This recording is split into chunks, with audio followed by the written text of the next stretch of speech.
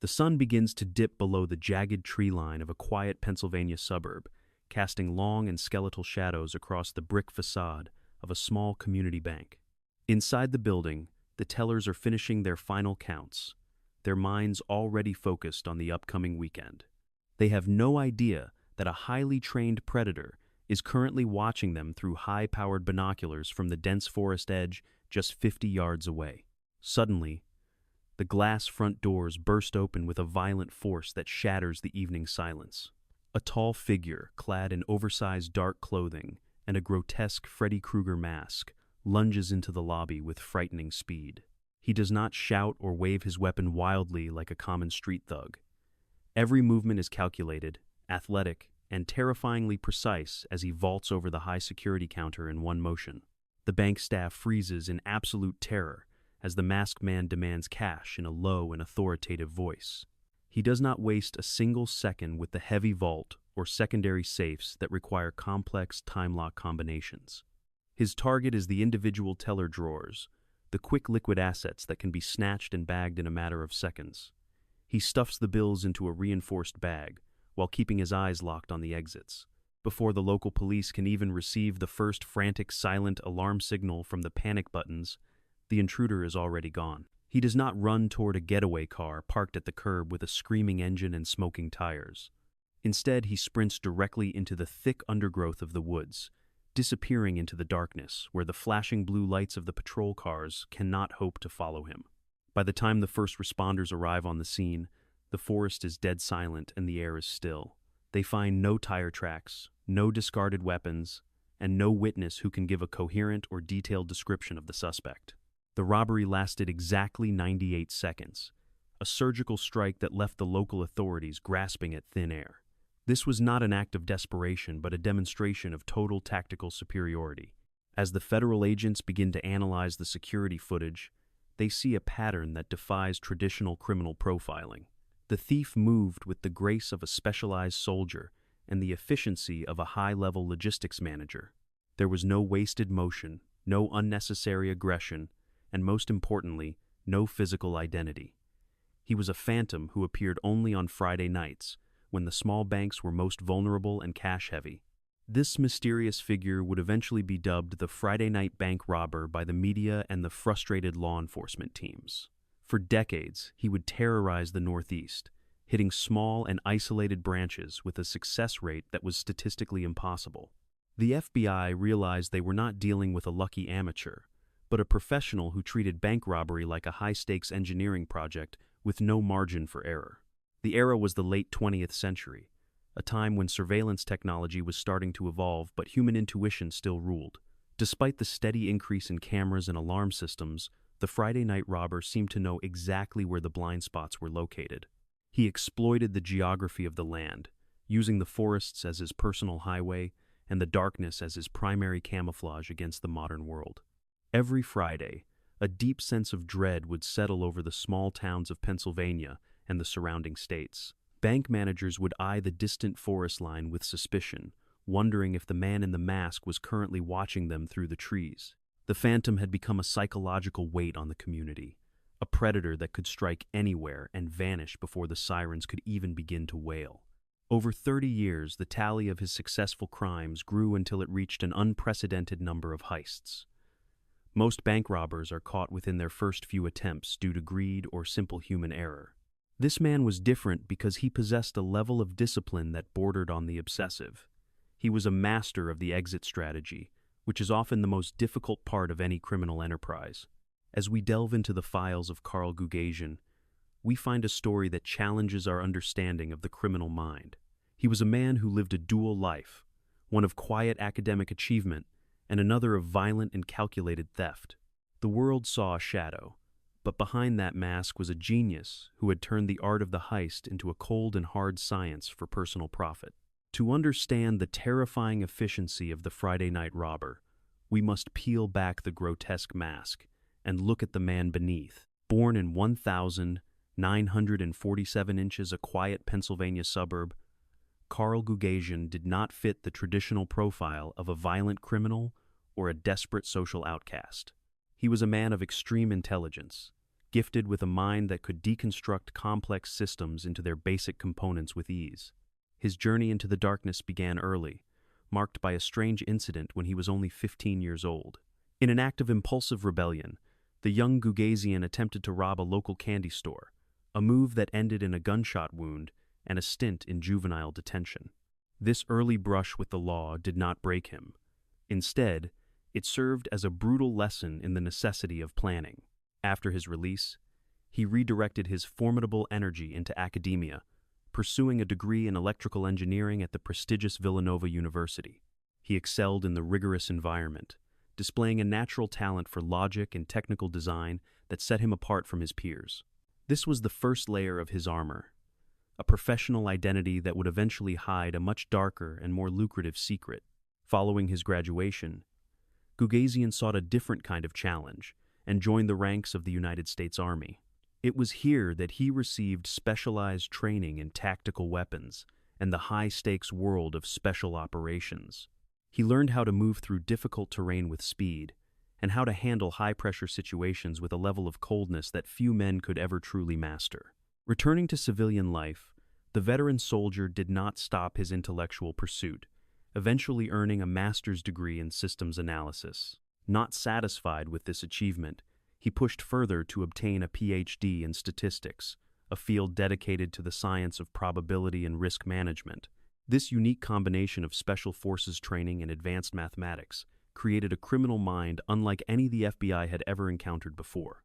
Gugasian viewed the world through the lens of a statistician, seeing every bank as a data point in a much larger probability model.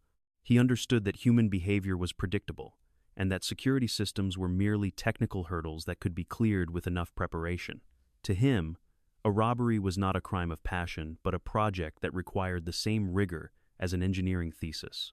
He lived a quiet and unassuming life in Philadelphia, working as a statistics consultant and enjoying a reputation as a professional gambler. His neighbors saw a polite, middle-aged man who lived alone and kept to a very strict and predictable daily routine. No one suspected that this academic was spending his weekends scouting remote bank locations and measuring the exact response times of local police departments. His motive for turning to a life of high-stakes crime was not fueled by the typical desire for fame or a lifestyle of excessive luxury.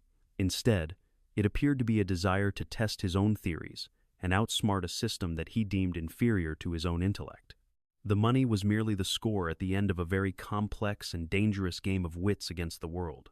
Carl began to develop a specific methodology that combined his tactical military training with his deep knowledge of statistical variance and risk. He knew that the probability of getting caught increased with the duration of the crime and the number of people involved in the act. Therefore, he chose to work entirely alone, eliminating the risk of betrayal or the unpredictability of a panicked and uneducated partner. He utilized his systems analysis skills to select targets that offered the highest return with the lowest possible risk of immediate capture. Small banks located near interstate highways and thick forests were ideal because they provided multiple routes for a fast and untraceable escape. Every detail was scrutinized, from the closing times of the branches to the typical traffic patterns on a rainy Friday night in the suburbs. The choice of Friday nights was a stroke of statistical genius that highlighted his understanding of the banking industry's internal mechanics. On Fridays, banks held more cash to accommodate weekend withdrawals, and employees were often mentally checked out and ready to go home. By striking just before the doors locked, he ensured that he would find the maximum amount of currency with the minimum amount of resistance. As Carl Gugasian prepared for his first major series of robberies, he was no longer the impulsive boy who failed at a candy store. He was a doctor of statistics, a trained special forces operative, and a master systems analyst, ready to disrupt the financial sector. The PhD of crime was now ready to take his theories into the real world and begin his long 30-year reign of terror. Carl Gugasian treated each of his 50 bank robberies as a rigorous technical project rather than a simple act of theft. He began every mission with months of intense surveillance, meticulously documenting the habits of the bank staff and the local law enforcement. He would sit for hours in the shadows, using his training in systems analysis to identify the exact second the security perimeter became most vulnerable.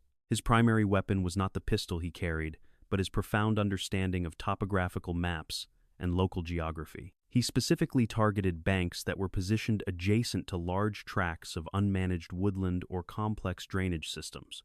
These natural features provided him with an immediate and untraceable escape route that police cruisers and heavy helicopters could not easily monitor from the open asphalt roads.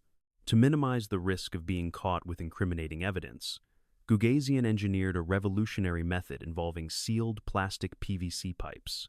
He would scout his escape routes through the dense forest months in advance, burying these waterproof containers at various strategic locations. These pipes contained everything from fresh changes of clothing and mountain bikes to cached weapons and the maps needed for his final extraction. This supply cache system allowed him to enter a bank as a monster and exit the woods as a harmless hiker. By the time the police had established a perimeter around the crime scene, Gugasian had already shed his outer layer of clothing. He would bury the mask and the stolen cash in a pre-dug hole, leaving him empty-handed if he were ever stopped by a random patrol. Inside the bank, his behavior was governed by the strict 2-minute rule he had developed through his doctoral studies in statistics. He calculated that the average response time for a suburban police department was approximately 3 to 5 minutes after an alarm. By ensuring his entire operation lasted less than 120 seconds, he removed the possibility of a direct confrontation with armed officers. His choice of attire was also a product of high-level tactical engineering designed to confuse any potential witnesses. He wore multiple layers of baggy clothing to hide his true athletic build and height from the high-angle security cameras.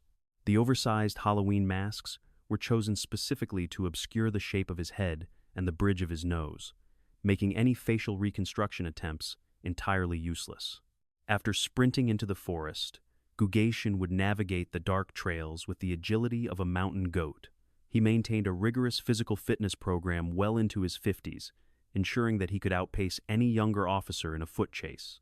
This physical superiority, combined with his knowledge of the terrain, made him nearly impossible to capture once he stepped off the paved concrete surfaces. The transition from a foot chase to a high-speed bike escape was a critical component of his mastermind strategy.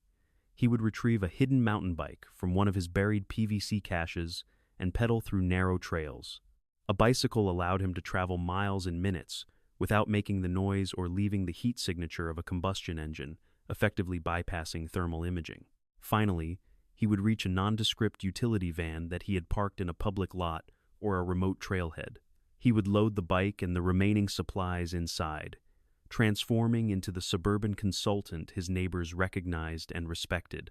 He drove away from the chaos he created while following every traffic regulation to avoid the attention of the state troopers who were currently flooding the area. Even the way he handled the stolen money was a testament to his obsessive attention to every small detail. He knew about the dangers of hidden GPS trackers and explosive dye packs that could ruin a loot and mark a suspect. Gugasian would carefully scan every bundle of cash for electronic anomalies, using his background in electrical engineering to neutralize any threats before he ever reached his home. He avoided the temptation to spend his stolen millions on flashy cars or luxury real estate that would attract the IRS. Instead, he laundered the money through small, untraceable gambling wins and used it to fund his quiet lifestyle of academic research. This financial discipline was the final piece of his perfect system, preventing the traditional paper trail that usually brings down the most prolific criminals. By the mid-90s, Gugasian had become a phantom that the federal authorities simply could not grasp with their traditional methods. They were looking for a desperate man, but they were actually facing a doctor of statistics who had mastered the art of risk. His engineering of the perfect escape had turned 50 banks into a personal laboratory for testing the limits of modern law enforcement. Every Friday night, he proved that a single mind armed with logic and discipline could overcome a multi-billion-dollar security infrastructure. The FBI was chasing a ghost, and the ghost was currently choosing his next target with the cold precision of a mathematician. It seemed as though Carl Gugasian had finally built a criminal enterprise that was entirely immune to the forces of justice. Every perfect system has a point of failure that the architect cannot predict, no matter how many statistical models they run. For Carl Gugasian, that failure was not a sophisticated police sting or a high-tech satellite tracking system. It was the simple, chaotic curiosity of two young boys playing in the dense woods of Radnor, Pennsylvania, in late 2001. They stumbled upon a strange object protruding from the cold earth, a sight that seemed completely out of place. What they found was a large PVC pipe, sealed tight against the elements and buried deep within the forest floor. When they managed to pry it open, they did not find buried treasure or ancient artifacts from a forgotten era. Instead, they discovered a dark archive of a 30-year criminal career, including several terrifying Halloween masks and detailed maps of local banks. The boys immediately called the authorities, unaware they had found the keys to a ghost. The FBI investigators who arrived at the scene were stunned by the sheer volume of incriminating evidence contained within the hidden caches.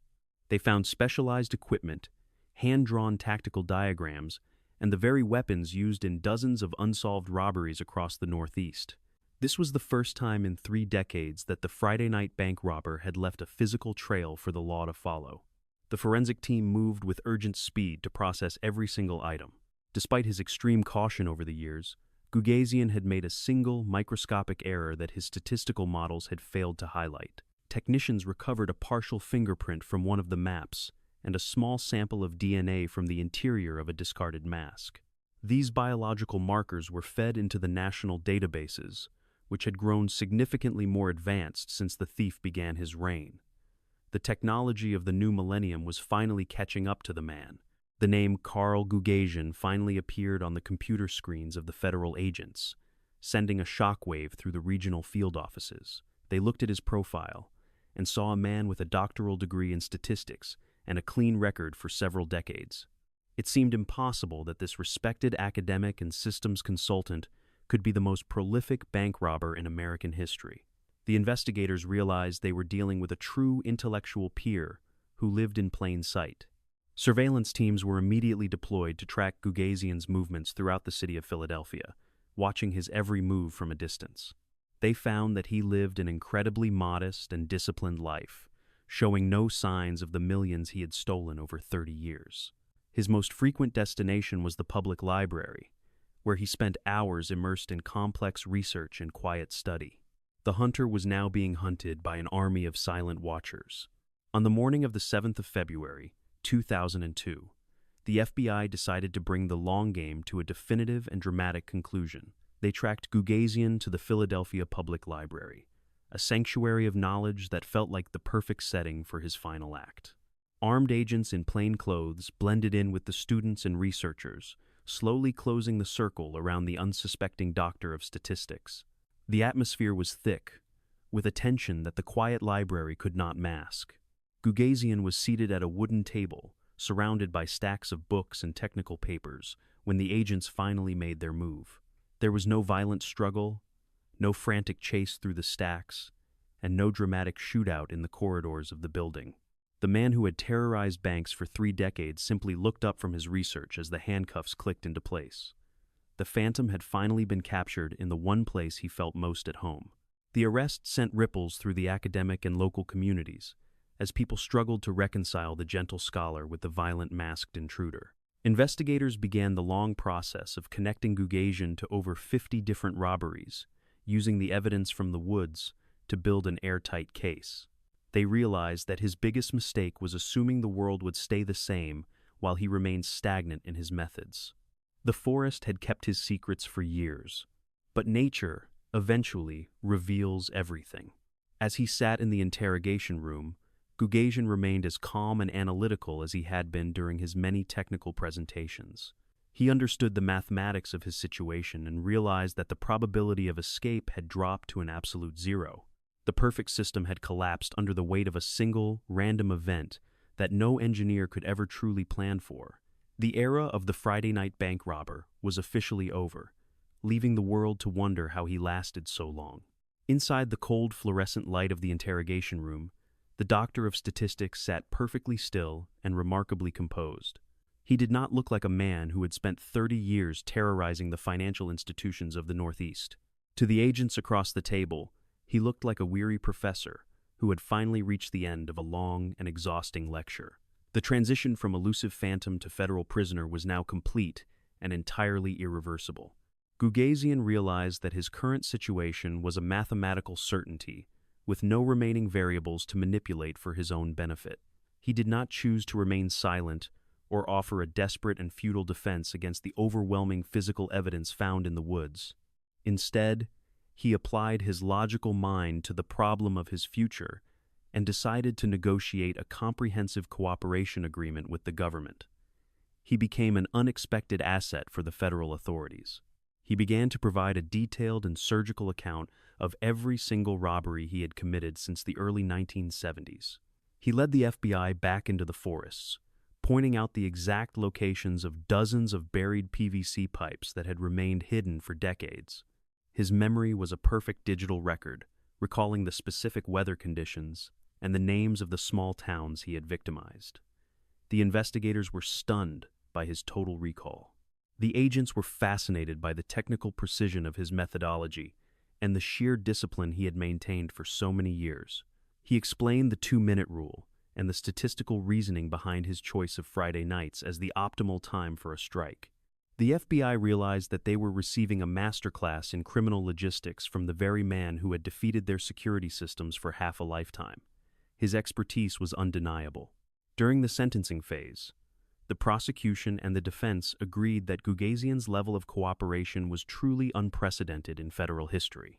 The judge noted that while his crimes were extensive and psychologically damaging to the bank staff, his willingness to help was significant. He was sentenced to 17 years in federal prison, a surprisingly light punishment given the sheer volume of his many successful bank robberies. The statistical genius had negotiated his last deal. Behind bars, the doctor of statistics did not fade into obscurity or join the violent hierarchies that define traditional American prison life. He continued his academic pursuits, teaching other inmates and refining his own theories on systems analysis and human behavior within the facility. He lived his long sentence with the same quiet discipline that had allowed him to remain a free man for 30 years in the shadows of the law. In May of 2017, at the age of 70, Carl Gugasian was finally released back into a world that had changed drastically since his arrest. The digital landscape and the ubiquitous presence of modern smartphones made his old methods of forest escapes seem like relics from a distant past. He stepped out of the prison gates as a free man, leaving behind the heavy legacy of the Friday night bank robber forever. His era had ended. His impact on the world of security is visible in almost every modern bank branch you visit today in the United States. Many of the protocols designed to prevent quick, timed robberies were informed by the analysis of his surgical and efficient methodology. Banks increased their surveillance and changed their cash handling procedures specifically to counter the tactical advantages that Gugasian had identified during his long and incredibly prolific criminal career as a thief.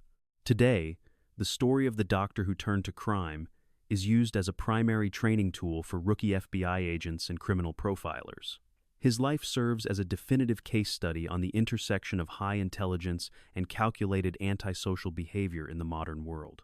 Documentary filmmakers and historians continue to explore his motivations, trying to understand how a man of such talent could choose a path of such high and dangerous risk. Carl Gugasian remains a unique figure in the history of American crime, a man whose legacy is defined by both his predator and teacher roles. He proved that the most dangerous weapon in any heist is not a gun or an explosive, but a disciplined and logical mind. As he lives out his remaining years in quiet anonymity, the echoes of those 50 Friday nights still resonate through the silent corridors of the justice system.